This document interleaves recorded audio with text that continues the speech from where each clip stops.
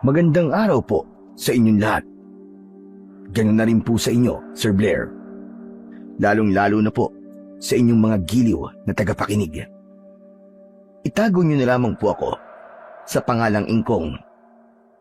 Ang kwentong aking ibabahagi ay tungkol sa pilit kong pagprotekta sa isang baryong hindi naman ako tinanggap at sinisipa ako. Dahil sa mga dilubyong nangyayari sa kanilang baryo, hindi ko alam ang mararamdaman ko noon. Hindi ko alam kung bakit sila naging ganon at kung tatanggapin ba nila ako pagdating ng araw. Alam ko na karamihan sa inyo ay hindi maniniwala at magtataka sa karanasan kong ito. Ngunit sana ay magustuhan ninyo ang kwentong aking ibabahagi. At ito ang aking kwento. Makinig kayo sa akin. Huwag niyong isawalang bahala ang aking mga sinasabi. Totoo ang lahat ng nakita ko. At alam kong sisirain ng mga masasamang nilalang ang kasiyahan sa baryong ito. Ikaw, iho, makinig ka. Malapit na ang araw ng kahirapan, sakit at pigati. Magdasal ka at manalig. Huwag mong talikuran ang bagay na ito. Malapit na ang delubyo. Hoy, tanda. Di ba sabi ko sa'yo, huwag ka na magsasalita na kung ano-ano? Nakakastorbo at nananakot ka lang ng mga tao eh. Sandali lamang, iyo. Makinig ka. Totoo ang mga sinasabi ko. Hindi ako nagsisinungaling. Nakita ko sa mga panaginip ko na iisa-isain kayo ng mga nilalang ng dilim. Wala silang awa. Kahit pa sa mga bata. Maniwala ka. Ano ba? Siraulo ka. Huwag mo nga akong hawakan. Napakarumi ng kamay mo. Gusto mo bang bugbugin kita ulit? Huwag naman sana tayong umabot sa ganito. Gusto ko lang naman ay mapanatili ang kaligtasan ninyong lahat. Nagpapatawa ka ba, tanda? Alam mo, naiinis na ako sa'yo eh. Araw-araw na lang, sinasabi mo na may ganyan. Ganito na nangyayari. Hindi ba napapagod yung bunganga mo? Hindi ako mapapagod na magpaalala. Dahil ayoko mapahamak ang baryong ito. Makinig naman kayo sa akin. Eh, siraulo ka pa lang talaga eh. Nababaliw ka na talaga. Ano ba talaga gusto mo, ha? Baka gusto mong ako pa magpatahimik sa'yo. Gusto mo ba tahiin ko yung bibig mo? Hindi ko kayo gustong masaktan at mapahamak. Ang tanging hiling ko lang ay pakinggan niyo ang lahat ng sasabihin ko. Kailanman ay hindi nagkakamali ang panaginip ko. Kaya nga tinawag na panaginip, di ba? Tapos paniniwalaan mo pa? Abay, katokan talaga. Alam mo, kaya siguro may mga nangyayaring kamalasan sa baryong to. Eh dahil sa kagagawan mo eh. Hindi ako makapagsalita sa mga sinabi niya ng mga oras na yon. Dahil ang hiling ko lang naman ay paniwalaan nila ako. Ngunit dahil sarado ang kanilang isipan, ay nagawa pa niya akong akusahan ng mga bagay na nasisigurado kong hindi ko naman kagagawan. Palagi akong nagbibigay ng babala. Ngunit dahil pagala-gala lang ako, iniisip nila na baliw ako. Ito sasabihin ko sa'yo, tanda. Kapag nakita kita at narinig pa kitang nagsasalita o sumisigaw para paniwalaan ka sa mga walang kwenta mong babala, nakikita mo ba itong mga kasama ko to? Kahit mas matanda ka sa amin, bubugbugin ka talaga namin. Bago pa siya umalis, habang nakatayo ako, ay sinipa pa niya ako sa aking sikmura. Dahilan upang mamilipit ako sa sakit at mahirapan sa paghinga. Pagkatapos nun, isang babae naman ang lumapit sa akin na may hawak na batang lalaki. Manong, ayos lang ho ba kayo? Ano pong ginawa sa inyo ng grupo ni Bornok? Ayos lang naman ako. Salamat sa iyo, Iya. Sigurado ho ba kayo? Kapitan po ang lola ko. Pwede ko po silang isumbong kung sinasaktan nila kayo at ginagamit ang kahinaan nyo para bugbugin kayo. Nako, Iya, ayos lang ako. Huwag mo na akong alalahanin. Anak mo ba ang batang ito? Ah, opo. Sa katunayan, kaka-6 na taon niya pa lang po ngayong araw. Mukhang mabait na bata. Siyang tunay po. Napakabait po ng batang ito. Hinding-hindi po siya umiiyak. Kahit iwan po namin siya sa bahay at hindi tulad ng mga kasing edad niya kapag naglaro siya. Pag hindi niya nagagamitin yung laruan niya, tinatabi niya. Nakikita ko magiging mabuting tao siya paglaki. Gusto mo bang makinig sa akin? Oo naman po. Wala pong problema. Nalalapit na ang pagdurusa. Kahirapan. May mga nilalang ng dilim ang kikilos upang isa-isahin ang mga tao sa baryong ito. Naniniwala ka ba sa akin? Wala. Totoo po ba yan? Nakakatakot naman po kung ganun. Pero naniniwala ka ba? Alam ko po na wala pa akong experience sa mga ganyan. Pero ang masasabi ko lang po ay walang masamang maniwala. Dahil totoo ang Diyos, maaaring posible din na magkaroon ng mga kagaya nilang nilalang. At kung totoo man sila, ipagdasal niyo po kami, lalong-lalo na po ang anak ko. Huwag niya sana kaming pababayaan. Napakabuti mo. Kaya tulad na sinabi ko, ay magiging isang mabuting tao din pagdating ng araw ang anak mo. At yung pag-uugali mo, ang siyang mamamana niya sa'yo. Napakapangit po ng masamang ugali. Katatakutan ka po ng iba at lalayuan ka ng ibang tao. At hindi ka po magkakaroon ng kaibigan. Kung meron man, siguradong masama din ang ugali at hindi rin magiging totoo sa'yo. Salamat. Dahil kahit ngayon mo pa lang ako nakilala, hindi mo ako kinatakutan at nilayuan. Dahil pareho po tayong tao. Pareho po tayong humihinga at walang dahilan para katakutan kayo. Dahil ramdam ko po ang pagiging mabuti nyo. Sige ho, kailangan ko na pong umalis. Magsisimba pa po kami ng anak ko. Kumain na ho ba kayo? Sa kasamaang palad ay hindi pa iya. Nagsalita ang bata at iniabot niya sa akin ang tinapay at nginitian ako. Maraming salamat, iyo. Maraming salamat talaga. Manong, mauuna na po kami. Masaya po kami ng anak ko na makilala ka. Ganon rin ako, iya. Maraming salamat ulit sa kabutihang ipinakita niyo sa akin. Pinagmasdan ko na lamang sila habang palayo sila sa aking kinaroroonan. Habang ang bata naman ay patuloy lamang akong pinagmamasdan. At nang mawala na sila sa aking paningin, ay tumalikod na rin ako at naglakad. Nagdaan ang mga araw at sinubaybayan ko lamang ang galaw ng mga tao. Pansamantala akong natutulog sa tabi ng daan o di kaya naman ay sa kakawyan. Hanggang sa dumating na ang araw na aking kinatatakutan dahil may mga tao na natatagpo ang patay at walang awang pinaggugutay-gutay. Sinabi ko naman sa inyo na darating ang araw na ito. Palagi kong sinasabi na maghanda kayo sa darating na dilubyo. Nasisira sa katahimikan ng baryong ito. Gusto ko lamang na iligtas kayong lahat dahil ayokong masaktan ang lahat ng taong naririto. Ikaw na naman. Anak ng puta naman talaga, oo. Ilang beses ko ba sasabihin sa'yo na ayaw ko na maririnig ang mga pangaral at mga kabaliwang salita na lumalabas dyan sa bibig mo? Hindi ako nababaliw, iyo. Hindi rin ako nasisiraan ng ulo.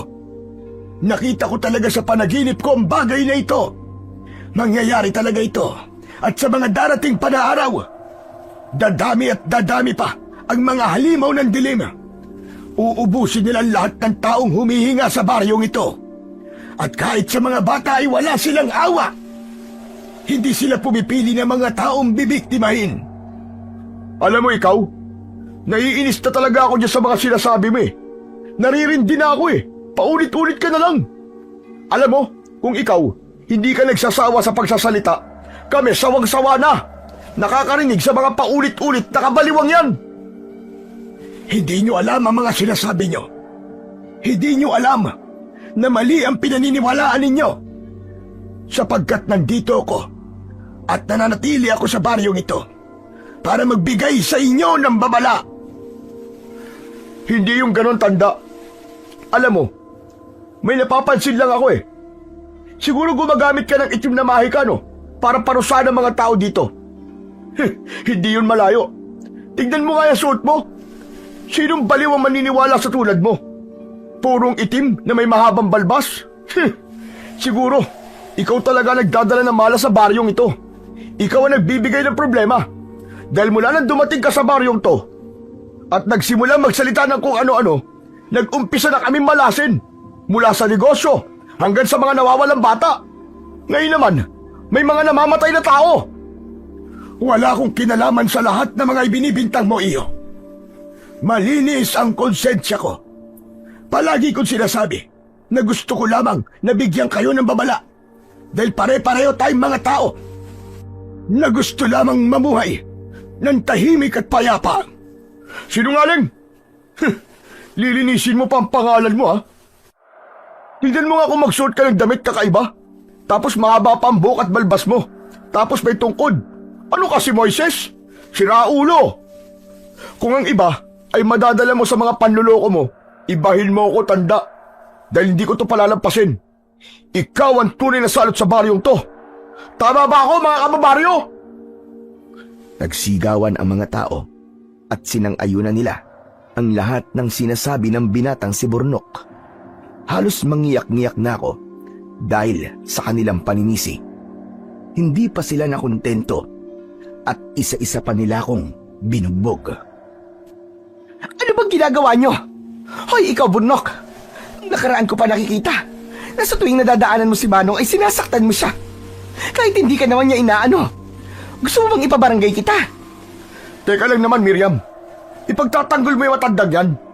Puro kasinungalingan lang naman ang mga sinasabi niyan eh. Napakawalang modo mo. Kahit napaburnok eh. Wala kang karapatan na malakit na mga tao. Pati kayong lahat. Sumusobra na kayo. Hindi nyo na lamang isipin na mahina na siya at may edad na. At hindi na makakalaban. Pero binugbog nyo pa rin. Hindi ba kayo nakukonsensya? Wala ba kayong mga tatay at lolo? Kung siya nasa kalagayan ng mga mahal nyo sa buhay, matutuwa ba kayo na ganituhin siya ng iba? Alam mo, Miriam, huwag kang makialam dito, ha. Hindi porke apo ka ng kapitan eh, nagmamagaling ka na. Alam namin ang ginagawa namin. Dahil tama lang, nabugbugin ang malas na salot na yan. Huwag niyong isisi sa isang tao ang kapabayaan niyo. Dahil naniniwala ko sa mga sinasabi niya. Nakita niyo naman, hindi ba? Nangyayari na ang mga sinasabi niya. Dapat nga magpasalamat pa kayo sa kanya eh. Dahil binabalaan niya tayong lahat. Pero anong ginagawa niyo? Sinasaktan at inaalipusta niyo siya. At sinisisi sa kasalanan na hindi naman siyang may gawa. Dahil siya naman talaga may kasalanan ng lahat eh. Mula nang dumating dito yan, minalas na tayo. At ngayon, may namatay pa. Hindi ba napakalata naman nun? Kaya lang niya tayo binabalaan para magmukha sa mabuting tao. At isa pa, Miriam, tignan mo ang kasuotan niya. Tapos may tungkod. Ganyan na ganyan yung mga nakikita kong kontrabida sa pelikula eh. Hindi lahat ng mga nakikita mo sa mga palabas ay pwede mong iugnay sa totoong buhay. Etong tatandaan mo, Burnok. Hindi lahat ng nakasuot ng itim ay masasama. At hindi rin lahat ng nakasuot ng puti ay mabubuti. Yan ang tatandaan nyo. Dahil hindi nyo dapat husgahan ng isang tao dahil lamang sa suot niya at kung ano siya. Dahil minsan, kung sino pa ang inaakala nyong masama, sila pa pala ang tunay na may mabubuting puso. Wala kang karapatan na duruduruin kami. At wala kaming oras para makinig dyan sa mga saway mo. Makikita mo, darating yung araw na magpapasalamat ka pa sa mga ginagawa ko ngayon. Hindi ako magpapasalamat sa mga kagaya niyong may itim ang budhi. Alam nyo, dapat nga kayo ang tawaging salot eh. Dahil kaya hindi umuunlad ang baryo natin ay dahil sa mga katulad ninyo. Aba, hayop ang babaeng to ah! Nakita ko sa dalawang mata ko na sinampal ng walang pakundangan ng binata ang babaeng tumutulong sa akin. Ngunit hindi pa rin nagpatalo si Miriam at mabilis niyang hinawakan ang buhok ng binata. Kayo na nga itong mali. Nagawa mo pang manakit, hayop ka. Para sabihin ko sa'yo, kahit na kailan, hindi ako sinaktan ng nanay at tatay ko. Kahit ang asawa ko pa. Tapos ikaw, sasampalin mo lang ako ng ganon-ganon na lang? Hetong sa'yo! Hindi ko na napansin ang mga sumunod na pangyayari dahil sa bilis ng galaw ng babae. Sinipa pala niya ito sa maselang bahagi, dahilan upang magsisisigaw ito dahil sa labis na sakit. Yan ang nababagay sa iyong hayop ka. Halina po kay Manong. Doon na po muna kayo sa bahay namin. Maraming salamat, Iya. Tatanawin ko tong isang utang na loob. Hindi niyo po kailangan talawin ito bilang isang utang na loob. Nag-usap po ako dahil alam kong tama po ang ginagawa ko. Salamat talaga, Iya. Talaga namang napakabuti ng iyong puso. Wala po yun. Huwag niyo na pong iisipin ang bagay na ito. Naglakad kami patungo sa kanilang bahay. Nadatnan ko doon ang asawa at anak niya na kumakain sa pagkainan. Natuwa ako nang pagsilbihan ako ng kanyang asawa at pinahiran ng gamot ang aking mga sugat. Ano ba nangyari sa kanya, Miriam? Yung dati mong mag-aaral sa Arnis. Ayun, sinisisi si Manong sa mga nangyayari ngayon sa baryong ito. Si Burnok ba? Abay oo, sino pa ba ang gagawa niyan? Di si Bornok. Siya lang naman itong matakaw sa away dito sa baryo natin. Ako na po ang humihingi ng dispensa sa ginawa sa inyo ng dati kong estudyante. Nagkulang po yata ako sa pagdidisiplina sa kanya. Hindi mo kailangang humingi ng tawad. Hindi ikaw ang may kasalanan. At hindi naman ikaw ang may gawa nito sa akin. Sa katunayan, pinakikitaan niyo pa nga ako ng kabutihan. Sa totoo lang ho, Mang Ingkong, hindi ko din kasi kaya na makakita ng tulad ninyong walang kalaban-laban na sinasaktan. Saan ho ba kayo nakatira? Gusto niyo po bang ihatid ko na lamang kayo? Wala akong permanenteng tirahan. Sa tabing kalsada lamang ako natutulog. O di kaya naman ay sa kakahuyan. Pagala-gala lamang ako rito. At sinusubaybayan ang inyong baryo. At nagbibigay ako ng babala sa mga tao. Tulad po ng ano? Nang mangyayari sa hinaharap, ang mga sakuna at dilubyo na papalapit na sa inyong baryo. Ngunit sa kasamaang palad, imbis na paniwalaan, ay sinasaktan at itinataboy pa nila ako. Hayaan niyo ho sila, Mang Ingkong. Siya nga ho pala. Kumain na po ba kayo? Hali kayo, saktong-sakto. Kumakain po kami. Sabayan niyo na po kami. Pagpasensya niyo na lamang at ito lang po meron kami. Pagsaluhan na lang po natin. Naku, maraming salamat. Hindi ako nagrereklamo sa ganitong bagay. Ang mahalaga naman ay meron. At saka, ako na nga itong makikikain ay magrereklamo pa ba ako? Hindi po kayo makikikain. Bisita ho namin kayo. Kaya halina kayo. Sabayan niyo na ho kami. Maraming salamat talaga. Sobra-sobra lang ibinibigay niyong tulong sa akin. Sabay-sabay kaming kumain at habang ngumunguya ang anak nila ay hindi maalis ang kanyang tingin sa akin. Ngumingiti-ngiti ako sa kanya. Nakita ang aking ngipin at ganun rin ang kanyang isinusukli. Matapos ng pagkain yon ay nagpaalam na ako sa kanilang pamilya. Basta po kung magugutom kayo, Mang Ingkong, nandito po ang bahay namin. Bukas po ito palagi para sa inyo. Dalhin niyo po itong itim na balabal ko. Para naman po, kung sakali, meron po kayong pamalit. Maraming salamat sa inyong mag-asawa. Napakarami na ng kabutihang ginawa ninyo. Sana ay pagpalain kayo at magkaroon ng masaganang buhay. Maraming salamat po, Mang Ingkong. Sana po magdilang anghel po kayo. Oo nga pala, bago ko umalis, nais kong malaman ang pangalan ng inyong anak. Delphin po. Delphin po ang pangalan niya. Napakagandang pangalan. Masaya kong makilala ka, Delphin. At alam kong magkikita tayo muli. Sana ay maging mabuting tao ka, katulad ng iyong mga magulang. Napangiti ako nang hawakan ng batang lalaki ang kamay ko at ninitian ako. Sabay, nagmano. Nakakatuwa ka talaga, Delphin. O sa aalis na ako. Magpapakabait ka. Ha? Miriam, tama ba? Opo. Maraming salamat. At masaya kong makilala kayo, Miriam. Naglakad na ako palayo nang hindi lumilingon sa pamilya nila. At nang makarating ako sa pinakagitna ng baryo, madilim na nun, kasabay pa ng maihinang patak ng ulan. Sumalubong sa akin ang grupo ng binatang nag-iinuman sa harap ng isang tindahan. Hindi ko na sana sila papansinin, ngunit binato nila ako ng bote ng alak na walang laman. Hoy, tanda! Sandali lamang. Wala na akong balak na magsalita pa ng kung ano-ano. Ang taging hangad ko lamang ay makasilong sa ilalim ng tulay. Kaya pakiusap, ayoko na ng gulo. Hindi naman kita ginugulo eh. Bakit iniisip mo na guguluhin kita? Halika nga rito. Ayoko, dahil mga lasing na kayo. Hindi kami mga lasing. Makipaglaro ka sa amin, tanda. O, gagawin namin sa'yo ang ginawa ng lecheng Miriam na yun. Sige nga. Hinawakan ako ng dalawa niyang kasama. Inilapit sa tindahan.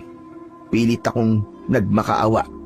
Nagulat na lang ako nang basagin sa ulo ko ang isang bote ng alak na wala ng laman.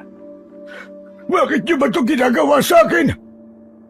Ang tanging kahilingan ko lang naman ay maisalba ang maraming tao. Kaya nagbibigay ako ng babala. Pero bakit pasakit ang isinusukli niyo sa akin? Dahil salot kang hayop ka. Alam mo ba yun, ha? Ikaw ang salot. Ikaw ang may kagagawan ng lahat ng kabalasan sa baryo. Dahil sa tuwing sasabihin mo ay nagkakatotoo. Malaking ebidensya na yun. Dahil nakikita ko nga ang hinaharap. Nakikita ko ang lahat ng pasakit na darating.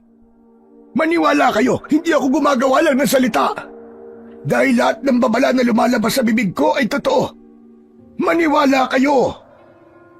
Hinawakan niya ang magkabilaan kong pisngi at inilapit ang mukha niya. Nagulat na lang ako nang bigla niyang duraan ang mukha ko. At bago pa niya alisin, ay tinapik-tapik niya pa ang pisngi ko. Matapos nun, inutusan niya ang mga kasama niya na hawakan ng maayos ang mga kamay at paa ko. Humihingi naman ako ng tulong sa iba, ngunit pinapanood lamang nila ako na parabang tuwang-tuwa pa sa ginagawa ng grupo ni Burnok. At nang mahawakan na nila ako ng maayos, ay isa-isang ibinuhos ng binata ang alak sa bibig ko. At bago pa nila ako iwan, tagdadalawang sapak pa ang natamo ko sa kanila. Tama na yan. Baka mapatay pa natin yan. Mga kababaryo, ginawa ko ang bagay na to sa matandang ito para iligtas kayong lahat. Kung makikita nyo sa kasuotan niya, siya ang gumagawa ng kamalasan sa baryo natin. Dahil gumagamit siya ng maitim na mahika. Makikita nyo, magpapasalamat pa kayo sa akin balang araw. Tumugon ng pagsang-ayon ang mga tao. Lahat sila ay galit na sinisi ako. Hindi ko alam, ngunit habang nakahiga ako sa lupa, ay nakaramdam ako ng pagkadismaya at nakatulog na lamang ako nang dahil sa lungkot. Kaya nang magising ako ay araw na at hindi tulad nun ay lalakarin ko ang plaza at magbibigay babala sa mga tao. Lumabas ako sa baring yon, naglakad na parabang walang patutunguhan hanggang sa nakarating ako sa isang baryong tinanggap ako ng mga tao. Maraming salamat sa inyo. Kung hindi dahil sa inyo, malamang ay mamamatay na ako sa gutom at uhaw. Wala ka ba, Johnny Kong? Dapat ang aming baryo ang magpasalamat sa iyo Dahil mula nang dumating ka, nakakapaghanda na kami sa lahat ng sakuna. Natututo kaming mag-imbak kahit na wala pang paparating na bagyo. Nga pala, anong dahilan? Bakit ka napadpad sa baryong ito? Napaka-misteryoso mo. Alam mo ang lahat at nalalaman mo pa ang hinaharap. Nakarating ako dito, Gina. Dahil pinagmalapitan ako ng mga taong gusto ko lang naman ay matulungan at mailigtas. Ngunit bilang lamang sa daliri ang naniniwala sa akin, habang ang iba naman ay nag-aalinlangan na maniwala sa akin. Sinasaktan ako ng iba na para bang isang bagay ako na kasumpa-sumpa. Humingi ako ng tulong sa mga nakakakita sa akin, ngunit pinapanood lamang nila ako at pinabayaan. Kinalulungkot kong malaman yan, Kong. Hindi ko alam na pinagdaanan mo pala ang kalupitang yan. Patawarin sana sila ng nasa itaas. Ayos lamang. Wala na tayong magagawa sa bagay na yun dahil nangyari na. Ngunit kung ako naman ang tatanungin, matagal ko na silang pinatawad. Alam ko naman na natakot lamang sila. Kaya nila inisip na ako may kagagawan ng mga kamalasan ng kanilang baryo. Napakabuti mo, Ikong. Kaya hindi ko lubos maisip. Bakit nila nagawa sa iyo ang bagay na yun? Ang lahat ng tao ay nagkakamali. Tanggap kong ginawa nila sa akin, Gina. Dahil sa kabila nun, ay iniisip ko pa rin kung kumusta na ba ang baryo nila.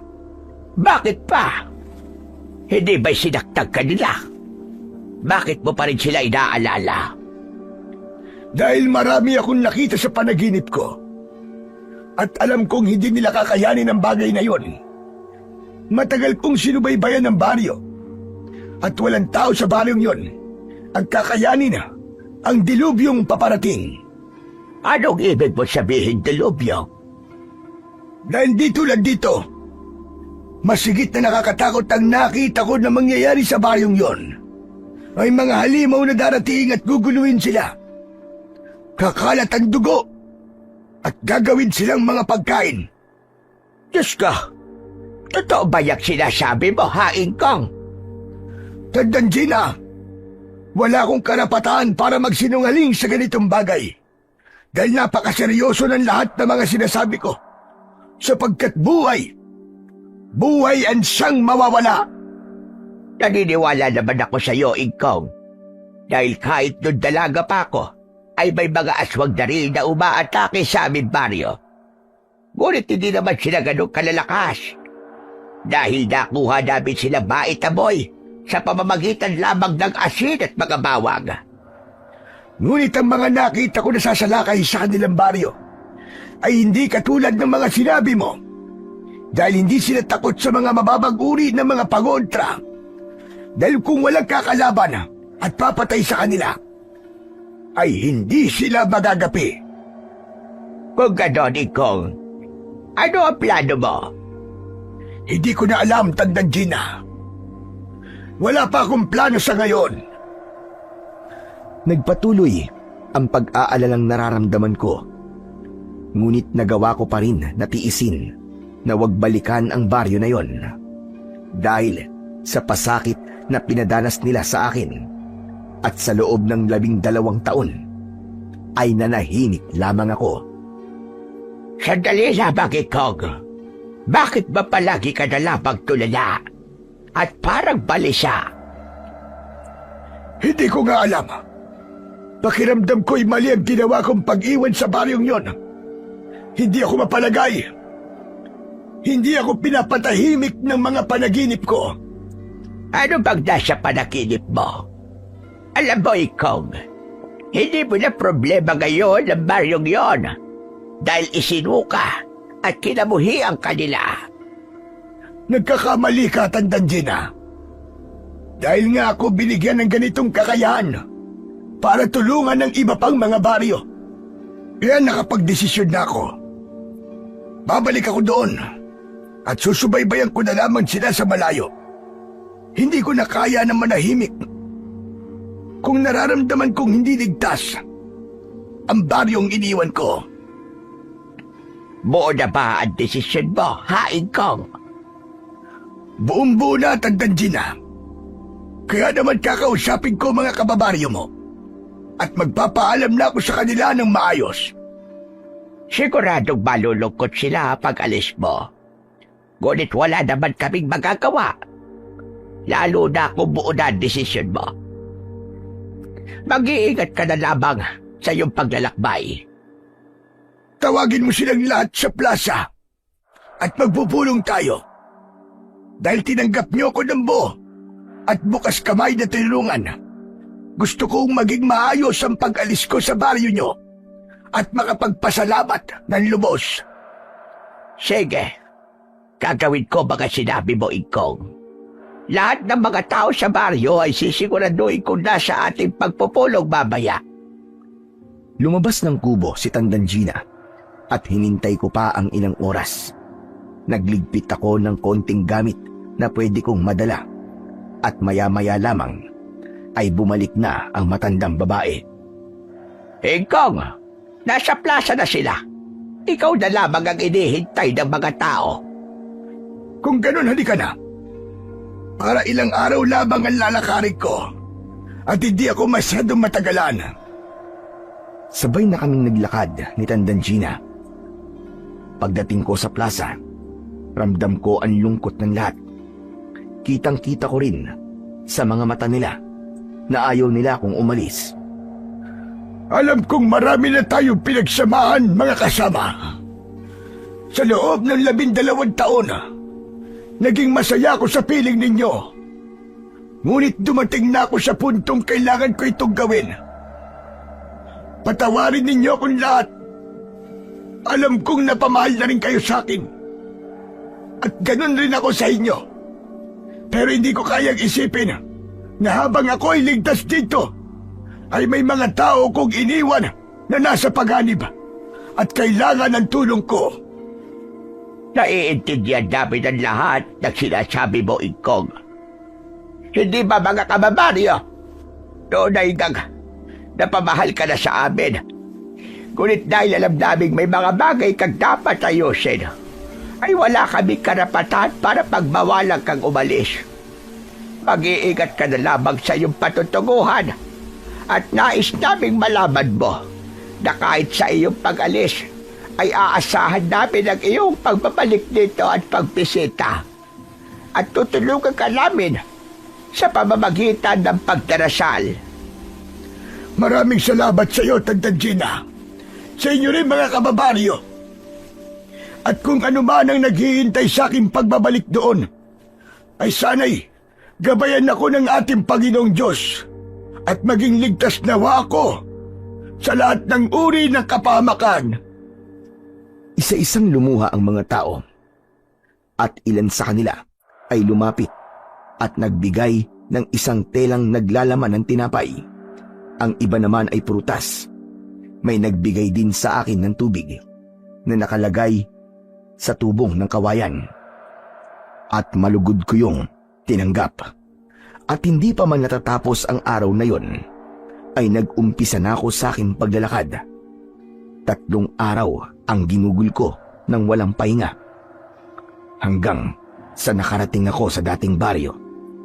Tanghaling tapat na yon, pinagmasdan ko lamang ang mga tao habang nakatago sa isang malaking puno na nasa kakauyan. Napakakaiba. Napakatahimik ng baryo. Para bang wala ng tao. Noon ay may mga bata pang nagtatakbuhan dito. May mga sigawan sa mga talipapa. Ngunit ngayon, nagmistulang inabando ng baryo na ito. Sinubaybayan ko ang baryong aking binalikan. At dahil sa aking tahimik na pagmamasid, nalaman kong may tao pa rin. Ngunit sadyang takot lamang sila na lumabas kahit may araw pa. Sinabi ko na kasi noon pa, pero hindi kayo nakinig sa akin. Ngayon, pinagdudusahan ninyo ang katigasan ng inyong mga puso. Ngunit habang nagkukubli ako, may isang binata ang nakita kong nagdadala ng nakasakong mga kahoy. Kahit na matagal na ang panahon, hindi ko nakalimutan ang mukhang yun at naisipan kong bigyan ito ng pagsubok at kung karapat dapat ba ito sa aking tungkod. Tulong! Tulungan niyo ako pakiusap! Teka, may tao yata. Nasaan po kayo? Sumagot po kayo, pakiusap! Nandito ako! Sa malaking puno! Pakiusap, tulungan mo ako! Hindi ko na kaya ang sakit, kaya nakikiusap ako sa'yo, tulungan mo ako! Sandali lang po. Pupuntahan na po kita dyan. Sinadya kong sugatan ang aking sariling binti para lamang magkaroon ako ng idadahilan sa binatang nakita ko. Paglapit niya sa akin, agad niyang hinubad ang kanyang damit at pinunit yun gamit ang itak at itinali sa sugat na ginawa ko. Ayos lang po ba kayo, Tatang? Ano pong nararamdaman niyo? Salamat, iyo. Medyo nawawala ng sakit ng sugat ko. Maraming salamat talaga sa'yo. Ano po bang ginagawa niyo dito sa kakauyan? Alam niyo po bang delikado po dito pagsapit po ng dilim? Bakit? Ano bang meron? At bakit mapanganib? Dayuhan po kayo dito, no? Ilang taon na po ang lumilipas nang bigla pong salakayin ng mga aswang ang baryo namin. At ang mga aswang na yun ay tinatawag po na ikran. Nag-umpisa na nga. Ho? Ano pong sabi niyo, Tatang? Wala. At sabi ko ay salamat sa pagtulong mo sa akin. Saan po ba kayo patungo? Bakit po kayo napadpad sa baryo namin? Wala akong direksyong patutunguhan, binata. Oo nga pala. Bago ang lahat, ano palang pangalan mo? Delphin po ang itawag niyo sa akin. At ang mabuti pa po, sumama po kayo sa akin. May sikretong silid po ako sa bahay. Bilog po ang buwan mamayang gabi. Siguradong malalakas po ang mga aswang na ikran. Pero teka lang, maaari ba akong humingi sa iyo ng isang pabor? Pabor? Sige ho, wala pong problema.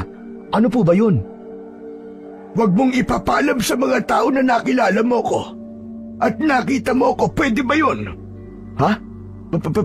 Pero bakit po? Ano kasi, baka tulad sa dating baryong pinuntahan ko, ay pagtabuyan lamang nila ako. At kung maaari sana, huwag mo nalang ipaalam sa kanila na nakikiusap ako sa'yo. Ganun po ba? Kawawa naman po pala kayo. Wala pong problema. Kung yun lang po, hindi ko po ipagdadamot sa inyo ang pabor na gusto nyo. Teka, papasanin ko na lang po kayo para di na po kayo maglakad. Malapit lang naman po dito ang tirahan ko. Pero paano ang mga dala mong sako ng kahoy? Huwag niyo pong alalahanin yun. Pwede ko naman silang balikan bukas ng umaga. May kahoy pa naman ako sa bahay. Ayoko naman po kayong iwan sa kalagayan nyo ngayon. Mas mabuti pong isama ko kayo sa bahay. At nang malinisan po mabuti ang sugat nyo. Maraming salamat sa iyo, Delphin. Napakabuti mong bata. Wala po yun. O ano, tara na po. Umaandar po ang oras. Baka abutin po tayo ng dilim dito sa kakauyan. Naku, mahirap na po. At baka maabutan pa tayo dito ng mga aswang. O siya, sige. Tara na. Pero sigurado ka bang papasanin mo ko? Mabigat ako at maraming dala. Wala po yan.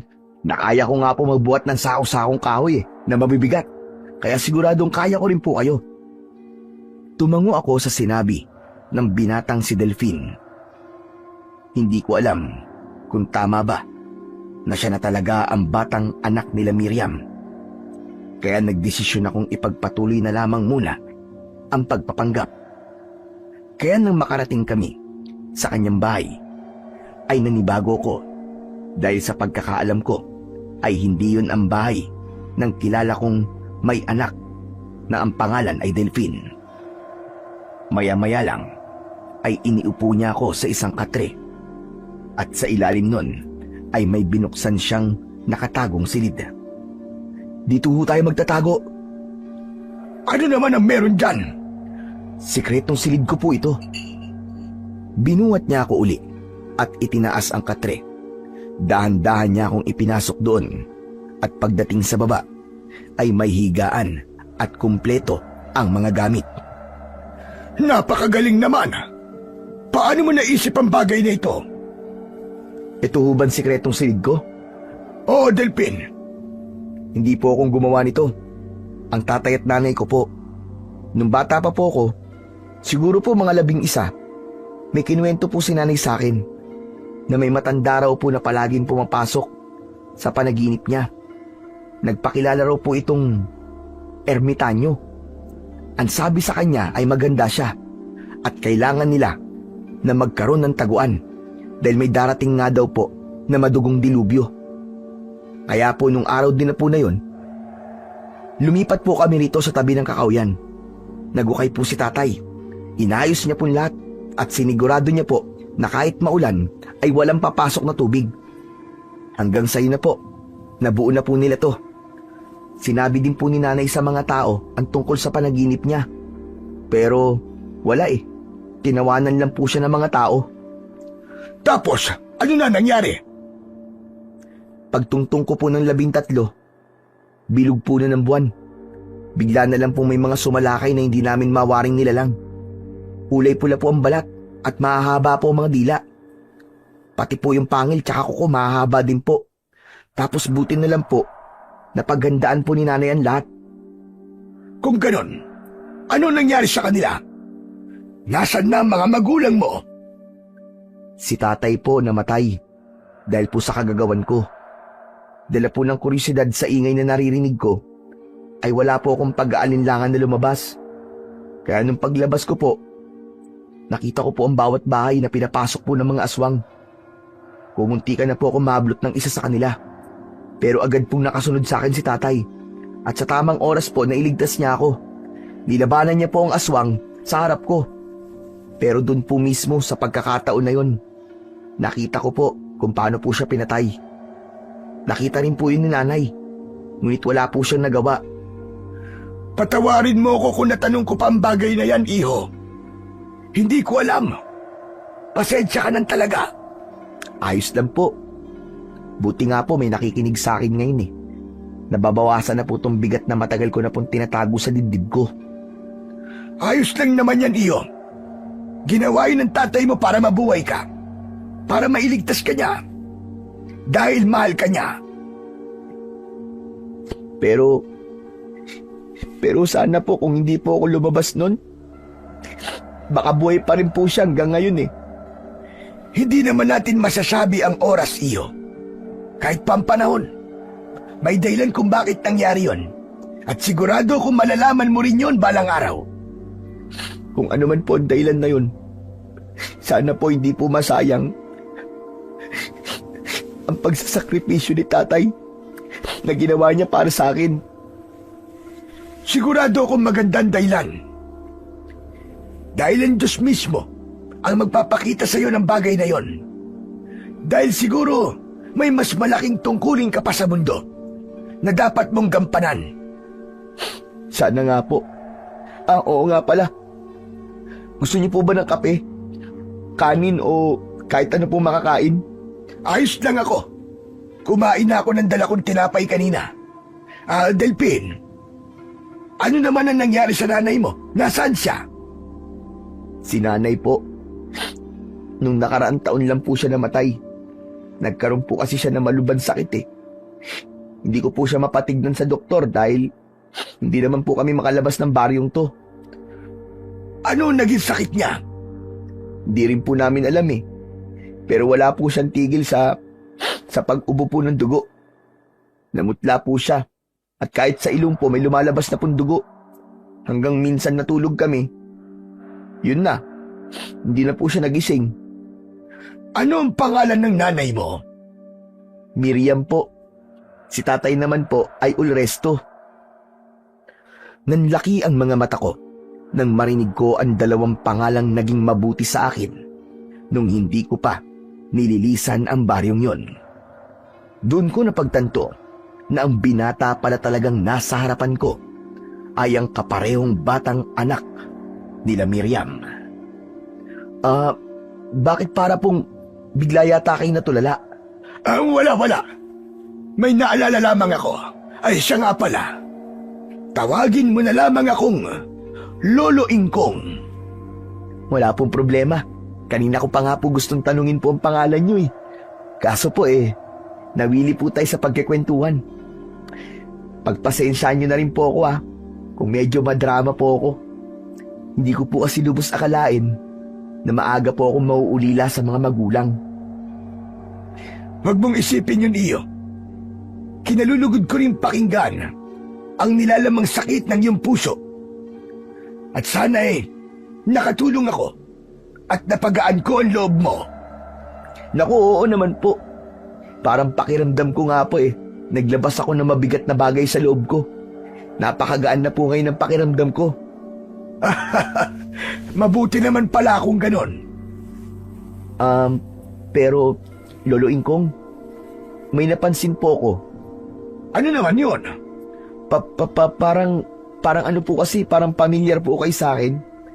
Ewan ko po pero talagang pamilyar kayo Basta hindi ko po matandaan kung saan Pero parang nakita ko na po kayo dati. Yun ba? Baka may mga kamukha lang akong mahaba din ang buhok at balbas. Kaya akala mo, nakita mo na ako noon.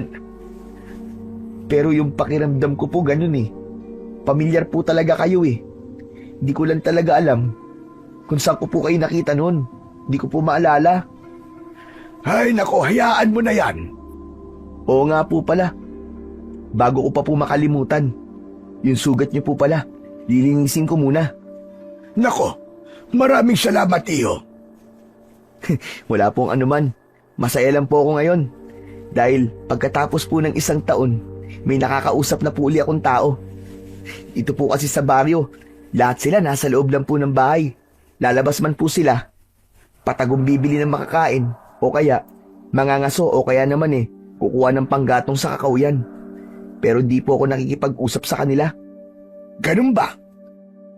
Kung gusto mo, pwede namang dito na lang muna ako pansamantagal kung ayos lang sa'yo. Talaga po ba? Naku, ayos na ayos po sa akin yun. Wala pong problema sa akin yun, Tatang.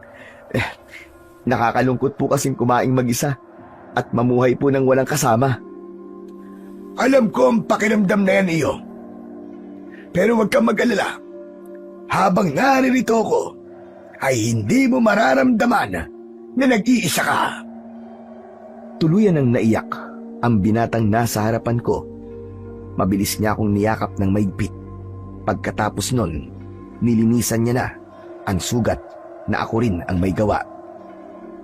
Ingkong, ano po palang nangyari dito? Bakit parang ang haba naman po yata ng sugat niyo? Nasa taas kasi ako ng puno. Doon sana ako magpapahinga. Aba, may naapakan akong marupok na sanga. At doon nahulog ako. Pagbagsak ko sa lupa, doon ko nalang naramdaman na masakit ang binti ko. Hayan, may sugat. Nako, buti na lang po talaga hindi siya malalim at pahabalan siya. Kasi po baka mamaga po to kung sakaling malalim Baka hindi po kayo makalakad ng matagal. Buti na lamang talaga at nandun ka. Dahil kung hindi siguro, pinagpipiestahan na ako ng mga aswang doon sa gubat. Baka tadhana po talaga tayong pagtagpuin para may makasama na po ulit ako dito sa bahay. Siguro nga tama ka, Delphin. Hindi ko alam ang mararamdaman ko ng mga oras na yon dahil sa mga nalaman ko. Akala ko ay makikita kong muli ang mga taong naging mabuti sa akin sa baryong yon. Ngunit nagkamali pala ko. Ang kaisa-isa na lamang palang nilang anak ang madadatnan ko. At ng gabi ding yon, lahat na klase ng ingay ay narinig namin. Iyakan, pag-angil, at takbuhan sa labas ng bahay. Diyos ko, Ayan na naman sila. Teka, anong gagawin mo? May ilan na pong kailangan ng tulong ko. Pakiusap po. Huwag po kayong lalabas dito. Kailangan ko po silang tulungan. Pero, paano kung mapahamak ka? Hindi po ako mapapahamak. At hindi ko po hahayaan na mangyari yun. Lalo na po ngayon. Alam ko na po na may tao naghihintay sa akin. Pakiusap, Delphin. Bumalik ka rito. At huwag mong kakalimutan na naghihintay ako sa iyong pagbabalik. At ipangako mo na hindi ka mapapahamak. Hindi po mangyayari yun, Lolo Ingkong. Pangako po. Nag-aalala man ako ng mga oras na yon. Dahil sa gagawin ng binata, inisip ko na lang na parte yon ng kanyang pagsubok. Dahil kitang-kita ko sa mga mata niya ang sinseridad na makatulong sa mga tao. Lumabas siya ng sikretong silid, ngunit hindi niya alam na sinundan ko siya. Habang ang sugat ko naman sa binti ay hindi ko na iniinda ang sakit. Nakita ko kung paano niya protektahan ang ibang mga tao, lalong-lalo na ang mga bata, hanggang sa naipit siya sa isang mahirap na sitwasyon. Kaya naman, mabilis akong gumalaw at ipinalo ang hawak kong tungkod sa nilalang na gusto siyang saktan. Dali mo sila sa ligtas na lugar. Mamaya na ako magpapaliwanag. Bilisan mo! Kaya ko na to! Sige po! Halina kayo mga bata! Sundan niyo ako! Nilabanan ko ang mga aswang na ikran. At nang magkaroon ako ng pagkakataon para makatakbo, ay agad ko na yung sinunggaban para makabalik sa sikretong silid ni Delphin. Lolo Ingkong, ayos lang po ba kayo? Hindi po ba kayo nasaktan? Grabe, pinakaban niyo po ako ha. Bakit niyo po ginawa yun? Kung hindi ko gagawin yon, siguradong napahamak ka na. Pero, paano po kung kayo naman po napahamak? Kaya ko ang sarili ko. Oo nga pala. Wala bang nasaktan sa mga bata? May isa po sa kanila ang nakalmot po ng mga aswang. Kailangan natin siya magamot. Dahil baka nakakalaso ng dala ng kuko ng mga aswang na yon. O di kaya naman ay mahawa siya at maging yanggaw. Teka lang po, Ingkong. Parang marami ho yata kayong alam tungkol sa mga aswang ha. Wala na akong oras para magpaliwanag pa sa'yo, iyo. Dahil habang tumatagal ang oras, malaki ang tsansang maging yanggaw o malaso ng batang yan. Kaya ngayon, ikuha mo na ako ng tubig na mainit at puting tela. Sige po, sandali lang, kukuha lang ako. Kumilos naman agad ang binata sa mga sinabi ko. Nilinisan ko kagad ang sugat ng bata at nang lumipas ang gabing yon, nagpaalam sa akin ng binata na ihahatid niya na ang mga batang naisalba niya sa kanya-kanya nitong mga tirahan. Pagbalik niya ay pinagmasdan niya lamang ako at hindi kumikibo. May gusto ka bang sabihin, ha iyo? Tutal, kayo na rin po ang unang nagtanong. Gusto ko lang pong malaman, sino po ba talaga kayo? At bakit nyo kayang gawin yun? Nakakagulat talaga. Ang alin ba? Dinaanan namin kanina ang lugar kung saan ka namin iniwan kagabi. Nakita ko po doon ang mga aswang na pinatumba nyo at binilang ko po sila. 4 lang sa kanilang napatay ko. Pero sa inyo po, 21. Nahihiwagaan na po ako sa pagkatao nyo eh. Sino ho ba talaga kayo? Gusto mong malaman kung sino talaga ako? Kung pwede po sana, Ingkong eh. Kasi talagang naguguluhan po ang isip ko. Una ho, pamilyar po kayo sa akin at magaan po ang loob ko sa inyo. At sa kinilos niyo po kagabi, matapos niyo po malaman ang pangalan ng mga magulang ko, para bang kilala niyo po sila? Sino po ba talaga kayo? Malalaman mo din sa tamang panahon, iyo. Sa ngayon, hayaan mo muna na lubos nating makilala ang ugali ng bawat isa. Sige po, kung yan po ang gusto niyo. Di naman po ako yung tipo ng tao na mapilit. Kaya kung ganun po, hihintayin ko po yung tamang panahon na sinasabi po ninyo. Kumusta pala ang naging paghatid mo sa mga bata? Ayos lang naman po, Ingkong. Kaso, Napagtripan na naman po ako nung lasinggerong barumbado dito sa baryo eh. Ewan ko po ba, napakatibay nun. Baka dahil sa kakainom niya ng alak, sumasama na sa dugo niya yung alkohol. Abay, sino ba yon? Sino pa po? Di si Mang Burnok po. Kaya nga yata di nagkaasawa yun eh, dahil sa sama ng ugali. Abay, si Burnok ba? Kilala niyo po siya? Oo, kilalang kilala ko ang taong yon. Pero paano po? Siguro nga, wala nang dahilan pa para itago ko sa iyo ang iba kong sikreto. Kaya sasabihin ko na lamang sa iyo. Talaga po ba? Naku, makakatulong po yan. Para di na po ako maguluhan kung sino ba talaga kayo. Kung ganon, makinig kang mabuti.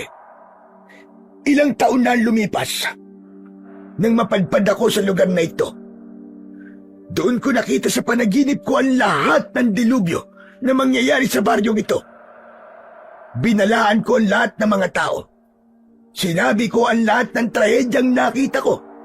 Ngunit, hindi sila nakinig sa akin. Tulad po ba nito? Tama ka.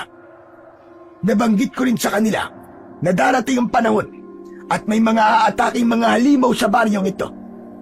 Pero imbis na maniwala, tinawanan at hinusgahan lamang nila ako.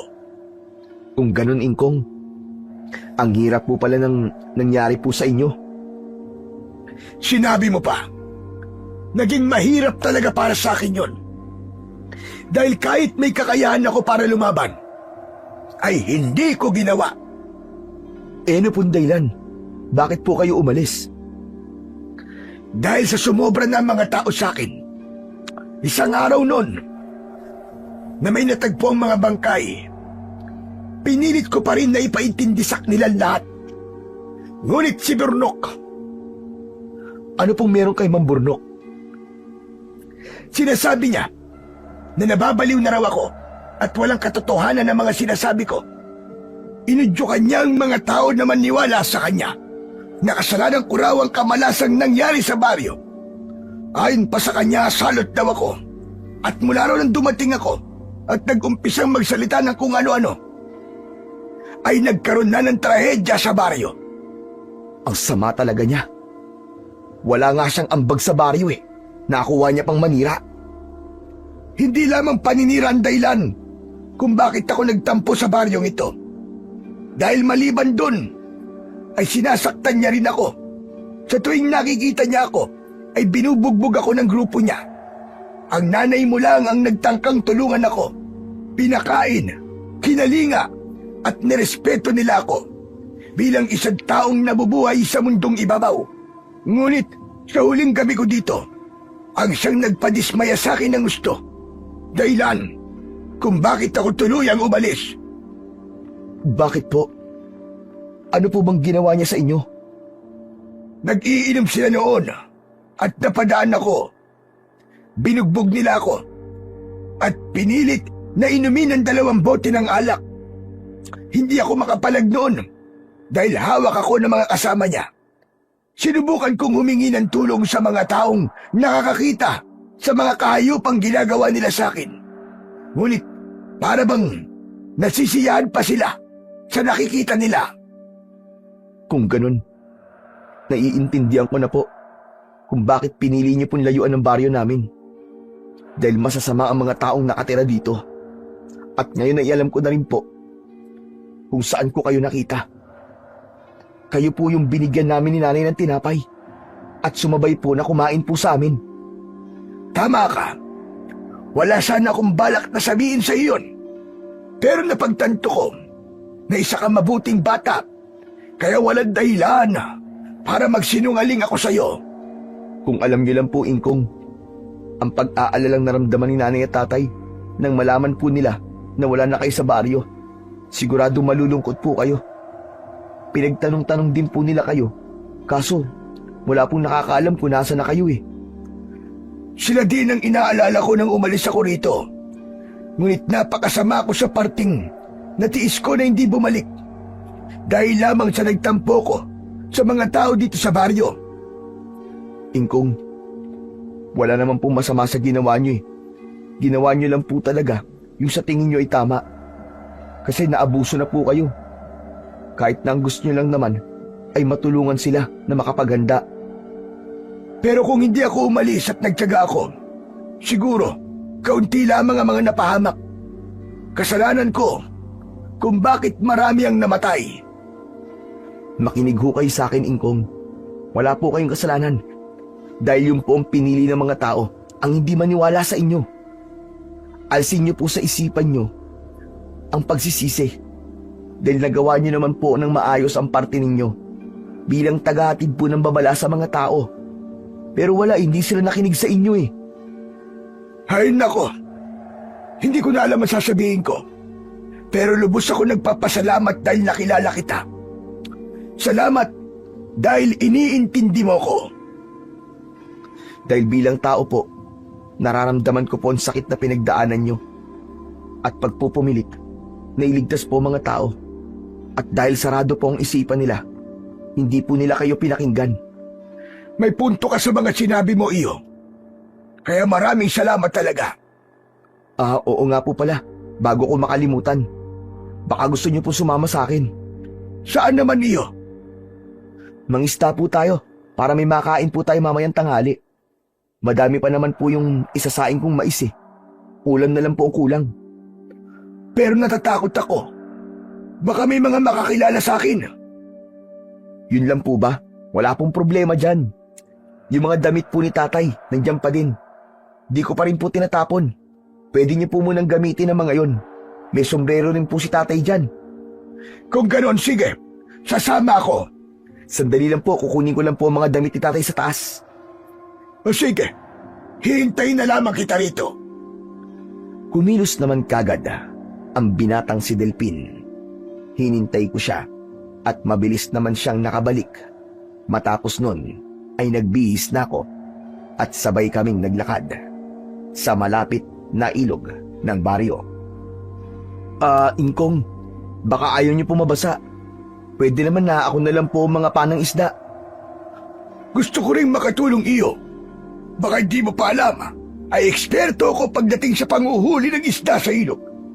Ginagawa ko din ito noon kapag wala akong makain. Sigurado po ba kayo? Baka mabasa po kayo eh. Ayos lang. Makakapagpalit naman ako ng damit sa bahay. At mapapadali kung magkatulong tayo sa pangangapa, hindi ba? Sige ho. Parang masaya nga po talagang may kasama. Dala ang tungkod ay bumaba ako sa ilog kasama ang binata. Nagpakitang gilas ako sa kanya. At hindi pa umaabot ng 1 oras ay napuno na namin ng maliliit na tilapia ang maliit na balde na aming dala. Wow, Ingkong! Ang galing niyo po! Pwede na po sa atin itong gamamayang gabi. Sulit po palang pagsama ko sa inyo. Nakakatuwa. Ngayon lang po ako nakakita ng napakaraming huli na katulad nito. Nag-uumapaw pa. Yung iba po, tingnan nyo, nagsisitalong pa dahil wala na po pwesto. Nakita mo naman, di ba? Kahit matanda na ako, kayang-kaya ko pa rin yung mga ganitong bagay. Ingkong, ilang taon na po ba kayo? 78. Ho? Totoo po ba yan? Walang halong kasinungalingan. 78. Grabe, di ako makapaniwala. Sa edad niyong yan, ang lakas-lakas niyo pa rin po. At kaya niyo pa rin makipagsabayan sa mga aswang.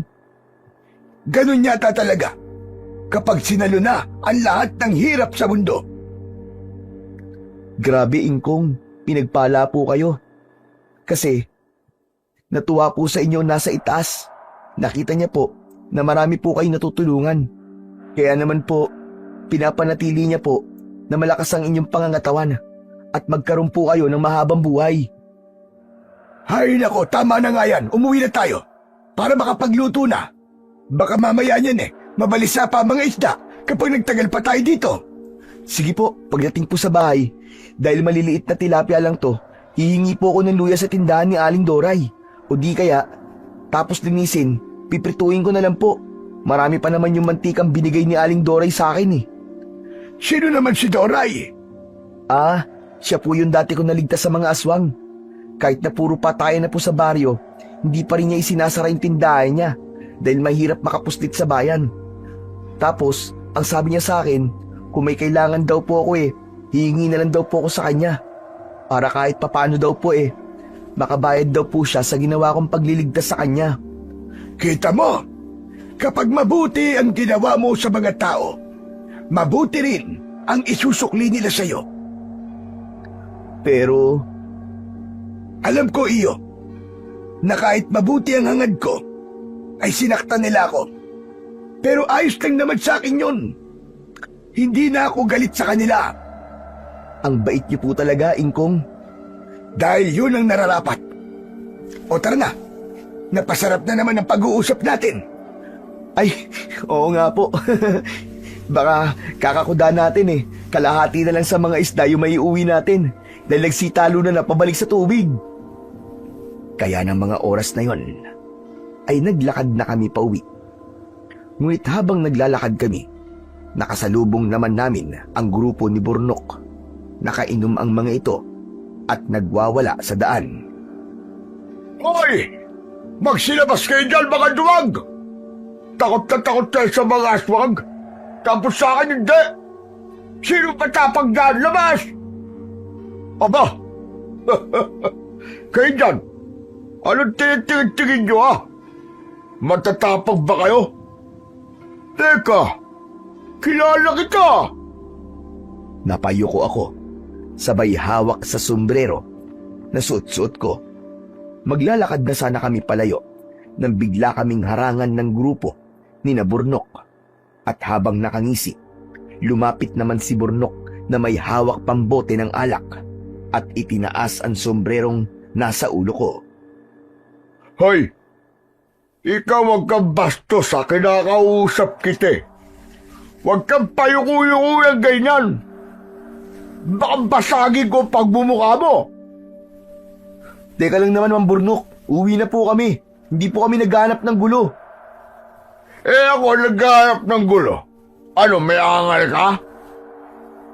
Ano po bang gusto niyo sa amin? Wala naman po kami ginagawa sa inyo Hoy, manahimik ka dyan, utong lupa ka ha. Baka hindi kita matanda. Hoy, ikaw tanda. Pamilyar ka talaga sa akin Sumagot ka! Huwag niyo na pong pagtripan si Ingkong. Ano ba naman, Mang Burnok? Kapag iinom po kayo ng alak, lagay niyo sa tiyan, huwag sa utak. O ba't sira ulo ka? Gusto bang basagin ko yung pagbumukha mo gamit ng boteng hawak ko ha? Huwag naman po kayong ganyan, Mang Burnok. Tumabi ka! At naiinis ako sa pagbumukha mo. At ikaw tanda bang salita ka kapag kinakausap ka? Lalo niya pang iniangat ang sombrero na suot ko. Dahilan kung kaya't hindi ko na natakpan ang mukha ko at tuluyan niya na akong nakilala. Aba! Long time no see, tanda. Ikaw pala yan. Wala pa rin pinagbago. Huklubang ka pa rin. Saan ka ba nanggaling At parang napatagal yata ang pagbabakasyon mo. Mang Burnok, tumigil na po kayo. Uuwi na po kami. Hindi mo ba nakikitang kinakausap ko pa itong kasama mong matanda? Hoy, ano ba? Kinakausap kita. Sira ulo to Wala ka man dila? Ba't di ka nagsasalita? Napipi ka na ba? Dahil sa pananahimik ko, ay bigla na lamang niya akong sinampal. Kaya lalong nag-init ang ulo ng binatang kasama ko. Hindi ko nagawang magsalita dahil pinipigilan ko ang sarili ko. Ano ba, Mang Burnok? Tumigil na po kayo! Kung ayaw ko, ikaw manang-mana ka sa nanay mong walang silbi. Ano? Pakialamero kayo! Dahil sa sinabi ni Burnok, sa binatang si Delpin, ay bigla na lamang niyang kinuwelyuan ang taong nasa harapan namin. Natakot naman ako ng mga oras na yon dahil kilala ko ang binabangga ng binata na si Burnok. Anong sabi mo? Tungkol sa nanay ko? Ulitin mo sinabi mo! Bingi ka ba? Al sabi ko, pareho kayo walang silbi. Dahil sa ginawang pag-ulit na yun ni Burnok, ay nagpakawala ng isang malakas na suntok ang binata at itinulak pa niya ito sa lupa. Ikaw, Mang Burnok, ha? Hindi kita papatulan kung hindi mo binastos ang nanay ko. Nasa tahimik ng lugar ang nanay ko, pero nagagawa niyo pa rin siyang pagsalitaan ng ganyan. Hayop ka! Ano ba tinatayo-tayo niyo dyan? Mga gunggong kayo! Hawakan niyo si Delphin! Agad namang sinunod ng mga kasama nito ang sinabi niya. Nabitiwan naman ni Delphin ang maliit na balde na naglalaman ng mga isda, habang si Burnok naman ay tumayo at lumapit sa binatang hawak-hawak ng mga kasama niya.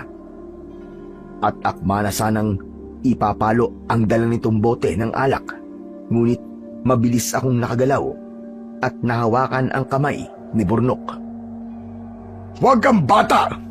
Hinayupak ka! Eh di ikaw na lang! Ngunit bago pa man niya ako masuntok ng kaliwa niyang kamay, binaliktad ko ang sitwasyon at sa kanya ko ipinukpok ang bote. Dahilan para mahilo ito. Kasunod nun ay umatake na rin ang mga kasama nito. Isa-isa ko silang pinatumba gamit ang aking tungkod. Hindi pa nga natatapos ang gulo na dulot ng mga aswang, ay dinadagdagan niyo pa sila. Ganyan na ba talaga kaiitim ang mga budhi ninyo? Napakatagal kong nawala sa baryong to, pero hindi pa rin kayo nagbabago. Magbagong buhay ka naman, Burnok. Huwag mo nang dagdagan ng gulo na dulot ng mga aswang. Imbis na bugbugin niyo ang mga tao, bakit hindi niyo gamitin yung lakas niyo para mapuksa ang mga aswang? Hindi yung tambay dito, tambay doon ang nalalaman niyo. Inom dito, inom doon. Ang alam niyong gawin. Kung akala niyo noon ay nagpapapi lamang ako sa inyo, ibahin mo ako ngayon, Burnok. Natauhan na ako. At hindi ko na gustong maging laruan ninyo. At eto ang pakatatandaan ninyo. Wag na wag niyong idadampi ang mga kamao niyo sa binatang ito. Dahil sa oras na makita kong saktan niyo siya, asahan mo na hindi na ako maaawa sa inyo. Hindi pa tayo tapos. Babalik ako. Babalik ako. Gaganti ako sa ginawa niyo sa amin. At sisiguraduhin kong pipinuhin ko kayo. Papatayin kita, tanda. Tara na, mga pare. Umalis sila sa harapan namin at tumakbo palayo. Habang ang binata naman na kasama ko ay umiling na lang at pinulot ang mga isda at binalik sa maliit na balde. Wala nang pag-asang magbago yun si Mang Burnok. Kulay itim na talaga pati ang isip niya. Nilamo na siya ng alak at yung mga kasama niya. Hayaan mo na sila, iyo. Hindi nila tayo magagalaw. Pangako yan. Pagpasensyaan niyo na po Kung may nakakilala po sa inyo. Kung di ko po sana kayo sinama, hindi po mangyayari yun. Patawad po, Ingkong. Wala yun. Darating din naman ang araw na lahat ng mga tao rito malalaman nila na nandito ako. Pero Ingkong, salamat po talaga. Kasi pinigilan niyo po yung tangkang pananakit ng Mang Burnok sa akin. Wala yun. Ginawa ko lang naman ang tama. At isa pa, ikaw rin naman Pilit mong pinipigilan si Burnok. Naguluhin ako, hindi ba? Tulad din po ng sinabi niyo, gusto ko lang pong gawin yung alam kong tama. Okay na ho, napulot ko na po lahat ng isda. Yung iba hindi na po pwede, napak-apakan na. Pero ayos lang, madami pa rin naman po natira. O sige na, umuwi na tayo. Nagpatuloy na kami sa paglalakad ng binatang si Delphin. Pagdating sa bahay, nilinisan niya ang mga isda at pinirito niya. At nang matapos siya, nagsaing naman siya ng mais. Nang matapos yon, ay sabay kaming kumain. Tahimik lamang naming tinapos ang pagkain at nagpasalamat din kami sa biyayang yon. Grabe, busog na busog po ako. Ako rin, iyo. Sobrang busog ko. Lolo Ingkong, pwede po ba akong magtanong? Nagtatanong ka na nga Palabiro din po pala kayo Ano ba yon? Nakita ko po mga galaw nyo kanina. Baka pwede nyo naman po akong tulungan para mapaalis po yung mga aswang sa baryo. Wala akong kakayahan ganon. O may likas na kakayahan sa pakikipaglaban. Isa lang akong hamak na ermitanyo na tagapaghatid ng babala at tagapili ng isang taong karapat-dapat. Pero nakita ko malakas naman po kayo eh. Kahit na pa, hindi pa rin sapat yun. Hanggang dun lamang ang kakayahan ko iyo. Sa kabila nun, isa pa rin akong matandang walang alam, kundi matulog at managinip ng mga bagay-bagay. Pero kung gusto mo, ay pwede kitang sanayin sa mga alam ko para magamit mo kung sakali. Ingkong, hindi na po ako mag-iisip ng matagal. Pumapayag po akong sanayin nyo. Tatanggapin ko po yan. Kung ganon, bukas na bukas din, ay pwede na tayong mag-umpisa. Ang tagal naman ng oras. Gusto ko na maggabi na agad para makatulog na. At paggising, umpisa na ng pagsasanay. Napakasabik mo naman yata. Iniisip mo yata na ganun lang kadali ang pagsasanay na gagawin natin. Kahit gaano pa po yung kahirap, kakayanin ko po yan. Dahil gusto ko po talagang tulungan ng buong baryo. Hindi lang po para sa sarili ko itong gagawin ko. Dahil para sa kanilang lahat to. Hay nako, bakit balikas na sa'yo ang pagiging ganyan? Tama nga ako noon at kukunin mo ang pagiging mabuti ng mga magulang mo. Ipagpatuloy mo lang yan, Delpin, at pagpapalaing ka balang araw. Mangyayari yon. Masaya kaming nagpatuloy sa mga bagay-bagay ng araw na yon. At mabilis namang lumipas ang mga oras.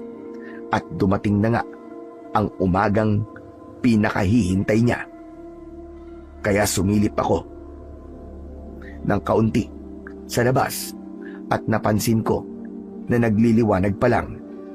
Kaya naman, ginising ko na siya at sabay kaming nagtimpla ng kape. Nang matapos yon, maliwanag na nang kami ay lumabas. Napagdesisyonan naming dalawa na tutungo kami sa lilim o presko na parte ng kakahuyan at doon siya magsasanay. Ingkong, ano po bang pagsasanay na gagawin natin ngayong araw? Hindi ako sumagot. Tumalikod ako at umupo sa isang malaking bato. Doon ay pumikit ako at umusal ng orasyon sa aking isipan. At nang muli kong minulat ang mga mata ko, ay pinagmasdan ko lamang sandali ang binata habang patuloy na bumubulong at nagdadasal ng tahimik. Ano pong ginagawa ninyo? Wala ito, Delpin. Mag-umpisa na tayo. Sige na. Kunin mo ang tungkod dito. Ho? Ano pong gagawin ko dito? Yan ang gagamitin mo sa pagsasanay. At magagamit mo rin sandata sa pakikipaglaban. Ang unang pagsasanay mo ay disiplina. Kailangan mo maging kalmado sa bawat laban. Hindi ka dapat mataranta. Matatakot ka, pero hindi ka papatalo. At isa pa iyo, ito ang tatandaan mo. Ang tunay na lakas ay wala sa kamao. Nasa talino at diskarte. Tatandaan ko po ang lahat ng yan. Pangako po. Kung ganon, hubarin mo ang pang-itaas mong damit at tumakbo ka ng 30 minuto. Masusunod po, Ingkong. Ginawa ng binata ang sinabi ko. Nakikita ko sa kanya na sigurado siya sa lahat ng hakbang na ginagawa niya. Kaya naman lalo akong natuwa. At kahit hindi niya napapansin, ay ngumingiti ako dahil sa determinasyong nakikita ko sa pagkatao ng binatang magiging pag-asa ng lahat. Lolo Ingkong, tapos na po. Napakahusay. Ngayon, magpapatuloy na tayo sa medyo mahirap na pagsasanay. Sandali lang, at kukuha lang ako ng magagamit kong baston. Humanap ako ng mahabang payat na kahoy para sa gagawin naming pangalawang bahagi ng pagsasanay. At pagbalik ko kung saan ko siya iniwan, ay hiningi ko ang kanyang damit at pinunit ito. Hala, ba't niyo po pinunit ang damit ko? Ipantatakip ko sa mata mo, iyo. Ngayon, halika, lumapit ka sa akin. Itinali ko ang tela para matakpan ang mga mata niya. Nang matapos yun, dinala ko siya sa isang pwestong hindi masukal para hindi mahaluan ng ibang ingay ang gagawin kong pagsasanay sa kanya. Pakinggan mo ko, iyo. Ang pangalawang bahagi ng ating pagsasanay ay tungkol sa pakiramdam. Dahil ang mga aswang na ikran ay mabibilis, maaari mo silang hindi makita kagad. Kaya naman, kailangan natin palakasin ang iyong pakiramdam. O ano, iyo? Handa ka na ba? Opo, handang-handa na po ako, Ingkong. Nang marinig ko ang pagtugon niya, ay kumuha ako ng mga tuyong dahon at inihagis yon sa magkabila ang pwesto. Huwag mong gamitin ang tenga mo. Sa madaling salita, huwag ang naririnig mo ang sundan mo. Pakiramdaman mo na mabuti at doon mo ihahampas ang tungkod. Muli ay naghagis ako ng mga tuyong dahon. Ilang ulit din siyang nabigo. Ngunit pagkatapos ng maraming pagkakamali, ay nakuha niya rin ang tamang pakiramdam. Sapagkat nang maghagis ako, sa likuran niya ay ngumiti ako at sa kanyang harapan siya pumalo. Binabati kita, iyo. Dahil pagkatapos na madaming pagkakamali, ay nagawa mo na rin siya ng tama. Ngayon naman, pagsubok ng lakas ng kamao. Ito ay magagamit mo kung sakaling mabitiwan o mawala sa kamay mo ang sandata mo. Ha? Grabe, nakakapagod. Pero kaya pa din. Sige, Ingkong. Handa na po ako sa pangatlong pagsasanay. Lumapit kami sa mga puno ng saging. Doon, gusto kong mabutas niya ang katawan ng mga saging sa pamamagitan lang ng kamao. Hindi ko po alam kung kaya ko, pero gagawin ko to para sa baryo. Ha! Ha! Ha! Natapos ang buong araw na wala kaming kain. Ngunit sa isang araw lang ay natapos niya ang lahat ng mga hakbang ng pagsasanay.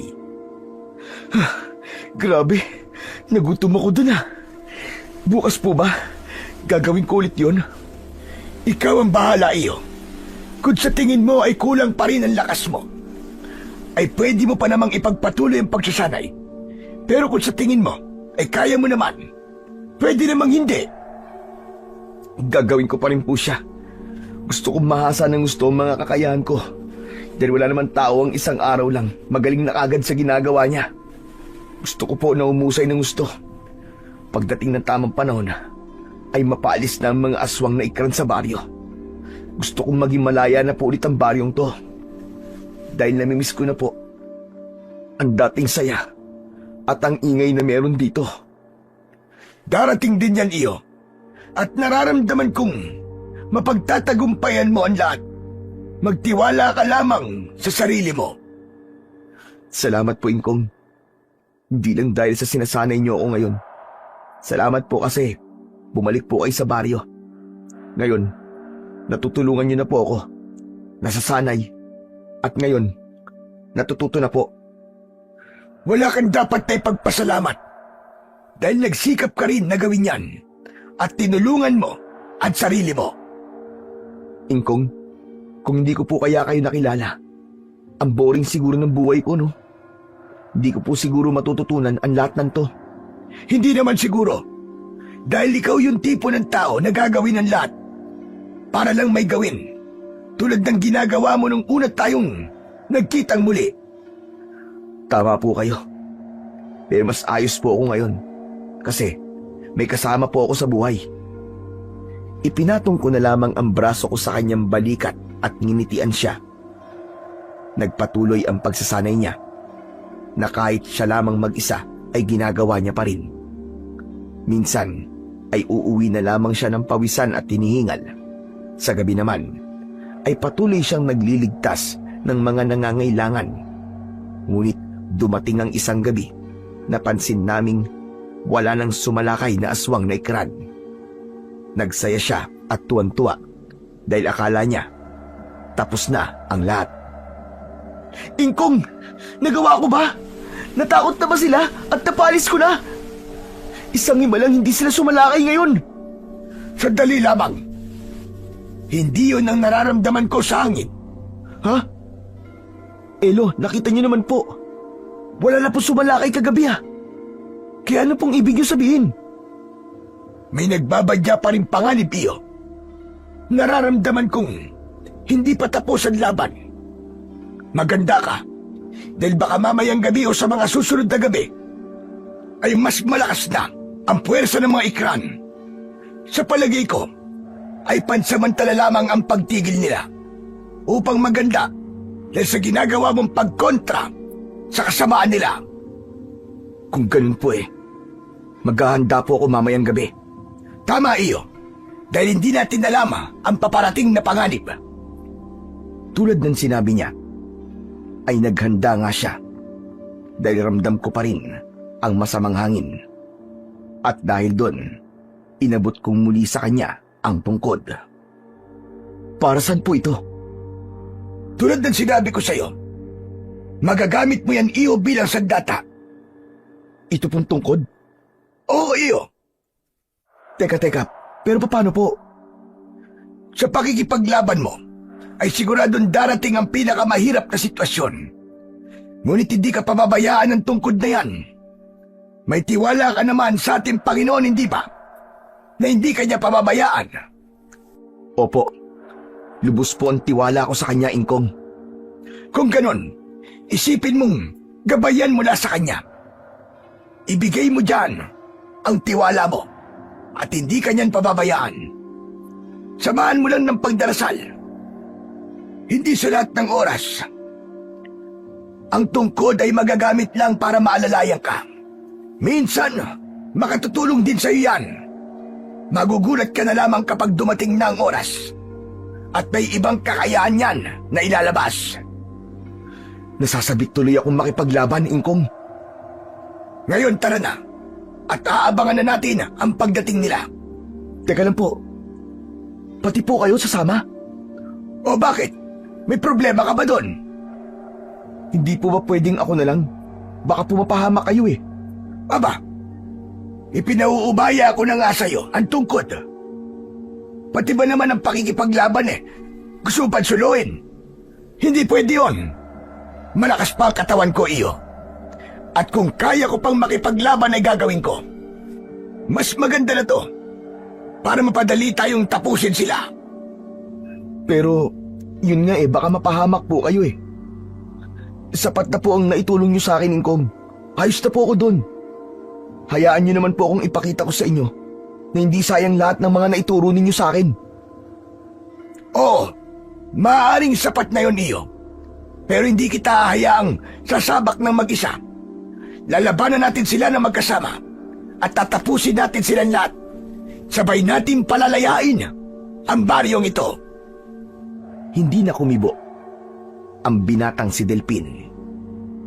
Kasabay ng pagngiti niya sa akin, ang pagluwa ng mga mata niya. Niyakap niya ako at nagpasalamat. Ano ba yan? Hindi pa naman ako mamamatay. Ano naman ang dahilan at umiiyak ka na naman dyan? Parang hindi ka tuloy lalaki. Wala po. Salamat lang kasi kahit ang dami ko pong palpak sa pagsasanay, hindi po kayo nagsawa. At dahil din po sa inyo, naramdaman ko na parang nandito pa rin sila nanay at tatay. May umaagapay pa rin sa akin. Maraming salamat po talaga dahil dumating kayo, Ingkong. Delpin, naiiyak ako sa mga sinasabi mo. Tama na yan. Alam kong malakas ka at matapang. At mabuti ka ring tao. Bilang ermitanyo, tao pa rin ako. Nararamdaman ko ang lahat. Dapat nga, ako ang magpasalamat sa iyo. Dahil sa kabutihan mo, may kasama ako ngayon na tatapos sa kasamaan. Tama na nga ang dramang ito. Tara na, iyo. Bago pa man sila muling makapaminsala, haharapin na natin sila. Tumigil na sa pag-iyak ang binata. Sabay kaming lumabas at ramdam ko pa rin sa hangin ang bigat. Siniguro namin ang lahat ng mga bahay ay doble ang seguridad. Hanggang sa hindi nga nagkamali ang aking pakiramdam. Isa-isang lumabas sa dilim ang mga aswang. May iba na nasa ibabaw pa ng mga bubungan. May ilan naman na nasa baba. At ang isa pang ikinakabahala ko, si Burnok ay kasapi na nila. Kabilang ang grupo nito at kawangis na rin niya ang mga ikran at ngumingisi pa sa amin ng nakakaloko. Masaya akong makita kayo muli. Hindi ba sabi ko sa inyo, ay babalikan ko kayo at papatayin? Ako ang tinatawag mo noong salot. Pero ikaw pala itong demonyo. Nagawa mo pang sumapi sa kanila. Para lang makaganti. Anong utak ang meron ka? Matalinong utak, tanda. Nasa akin na rin ang lahat. Kapangyarihan, lakas at paggalang. Lahat ng nakikita niyong mga aswang ay ginagalang ako, niluluhuran, at itinuturing na pinuno. Napakalaki mong sira, Burnok. Nagawa mo makipagsanib puwersa sa mga aswang para sa kapangyarihan. Sa bagay, kasing itim na mga yan ang budhi mo. Kaya hindi na ako magtataka. Pare-pareho kayo masasama. Buhay pa kayo, pero sinusunog na ang kaluluwa niyo sa impyerno. Ginawa ko to para maging malakas. At tulad ng sinabi ko sa iyo doon, ay papatayin ko kayong dalawa. Hindi ko hahayaan, hindi ako makakaganti sa inyo. Dahil di ako ganung uri ng tao. Ay, mali pala. Aswang na pala ako ngayon. Wala ka na sa katinuan. Kung ganon, magpasensyaan tayo, Mang Burnok. Dahil hindi ako naaawa sa mga demonyong katulad ninyo. Huwag kang masyadong maangas. Tsaka mo na ko yabangan. Kapag may napatunayan ka na, binatang walang kwenta. Kung mamamatay na din naman kami rito, hindi kami papayag na hindi kayo maisasama sa hukay at uubusin ng mga uod. Kung ganun, magsama-sama na tayo sa impyerno. Sugod, mga kasama! Naunang sumugod ang mga katulad niyang mga aswang. Isa-isa naman namin silang napatumba. Ngunit may iilan sa kanila ang nagawa kaming sugatan. Mano-mano lamang ang paraan ng pakikipaglaban ko. Habang si Delphi naman ay gamit ang tungkod na ibinigay ko. Ayos lang po ba kayo, Ingkong? Oo, iyo. Ikaw, ayos ka lang ba? Kung akong tatanungin niyo, ayos na ayos po. Wala po sa akin yung sugat na natatamo ko. Kayo lang po ang inaalala ko. Huwag mo kong alalahanin, iyo. Ituon mo lamang ang iyong atensyon sa mga kalaban. Ako naman ngayon, kung nagawa mong talunin ng mga kasama ko, hindi ako, at walang sino man sa inyo, ang makakatalo sa akin! Huwag ka ng puro satsat. Patay kung patay. Pero sisiguraduhin ko, kung may isa man sa atin na mabubulok sa impyerno, ikaw yon. Hindi ko nahahayaang mabuhay ang isang tulad mo! Dala ng pagkaasar sa amin ng dating tao na si Burnok, ay inilabas niya ang mahahaba niyang dila at matatalim niyang mga kuko. At nagulat kami nang dumubli pa ang laki nito at nagkaroon ng mga matatalim na bagay sa likuran niya na hindi namin mawari kung ano. Dahil sa ginawa niyong pagpapahiya sa akin nung nakaraan, sisiguraduhin kong hindi na kayo sisikatan ng araw. Baliktad yata, Mang Burnok.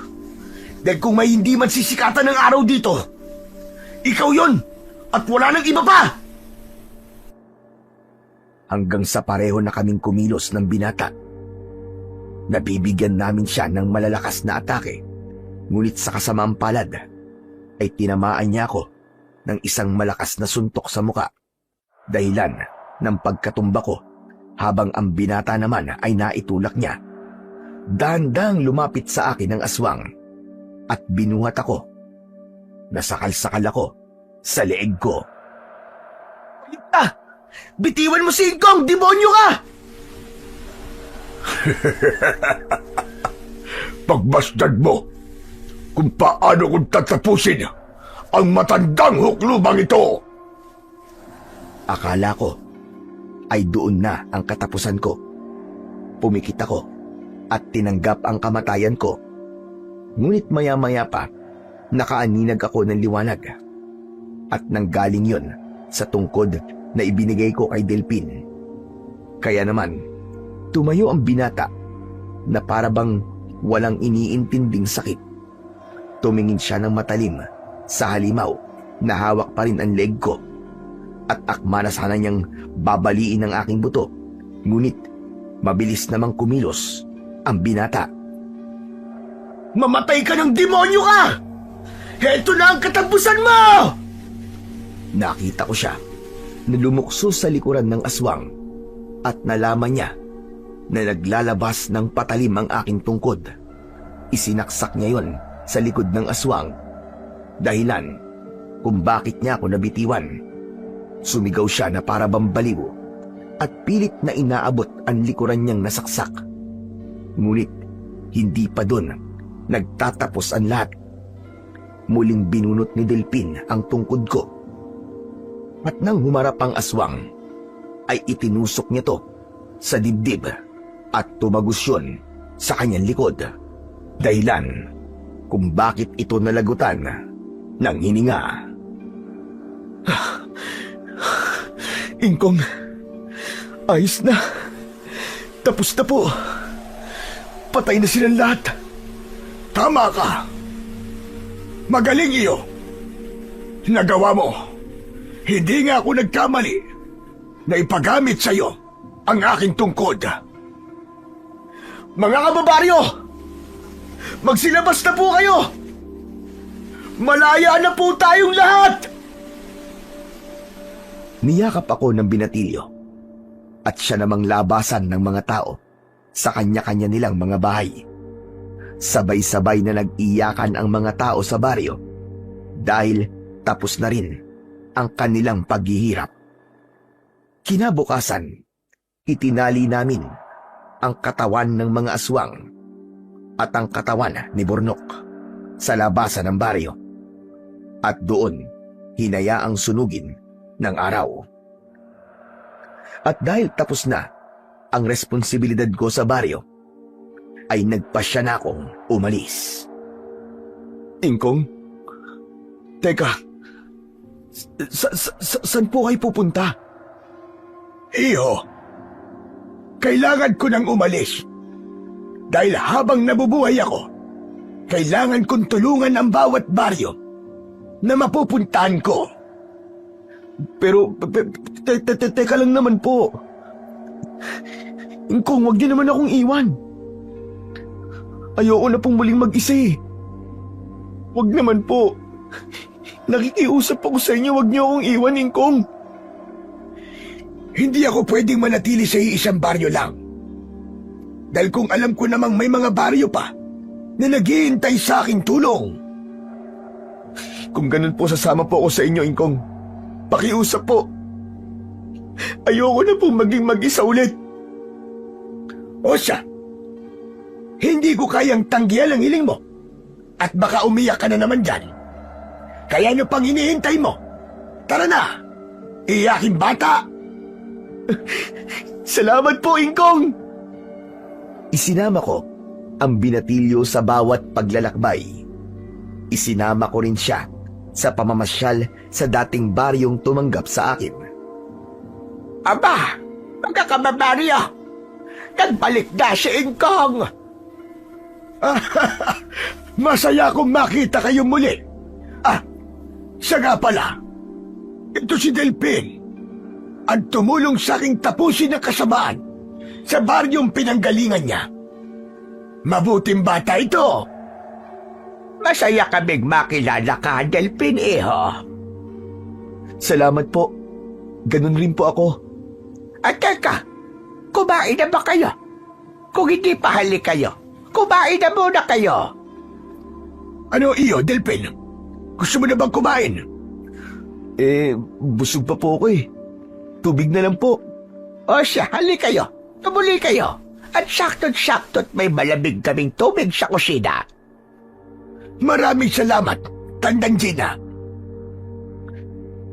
Naging masaya ang buhay namin ng binata dahil sa pagtulong din namin sa bawat baryong mapupuntahan namin. Hindi niya ako iniwan. Nanatili siya sa tabi ko at sinasamahan ako sa lahat ng laban ko. At ang maipapayo ko lamang sa mga taong nakikinig sa aking kwento, huwag ho tayong maging mapanghusga ng kapwa-tao. Dahil tulad ng sinabi ng nanay ni Delphine, hindi lahat ng nakasuot ng itim ay masama. At hindi rin lahat ng nakasuot ng puti ay mabuti. Dahil kung minsan, kung sino pa ang akala mo na masama, ay siya pa palang makakatulong sa'yo balang araw. Hanggang dito na lamang po ang aking kwento at sana ay marami kayong natutunang aral. Mali ang mangusga sa isang tao batay lamang sa kanyang panlabas na anyo, sapagkat ang anyong nakikita ng mata ay hindi kailanman sapat upang masukat ang tunay na laman ng puso.